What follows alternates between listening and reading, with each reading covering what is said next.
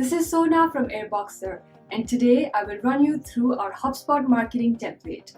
There are a few things that you need to set up before you download and run this template. First, install Airboxer. If you need any help with the installation, you can check out our installation video. Second, get HubSpot marketing subscription. And finally, connect your HubSpot marketing account to Airboxer.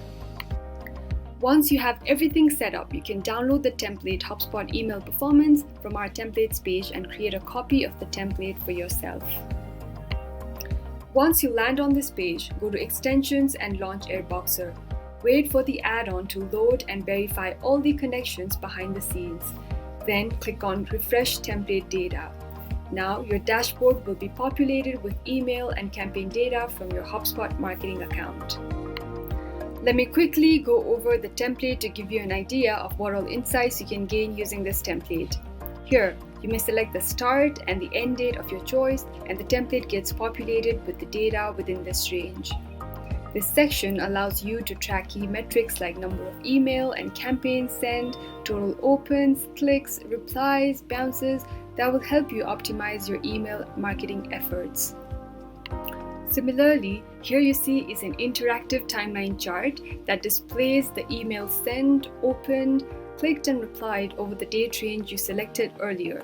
Here, if you go over a particular value, it will highlight that value and give us the total emails sent, opens, clicks and replies. You can control this chart in two ways. You can either drag this box to set your time range, or you can even use these zoom buttons at the top. Next we have is a bar chart showcasing the email open rate versus the email click rate. Finally, we have this section that allows you to track the performance either by campaign or by email title. Let me select campaign for now. The first table shows you the performance of the 10 most recent campaigns. It also compares values against each other within the column, hence you can see a wide range of colors indicating how your campaigns are performing against each other. Second table shows you the top 5 most performing campaigns.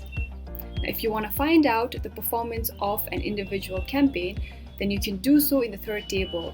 You simply have to select the name of the campaign and the table shows the overall performance of your selected campaign. You can also track the performance by email. To do so, you can simply select email here instead of campaign, and you'll see all these tables now show performance by email titles and not campaigns. This is how the template HubSpot email performance looks like. Do check it out and let us know if you have any feedback or suggestions.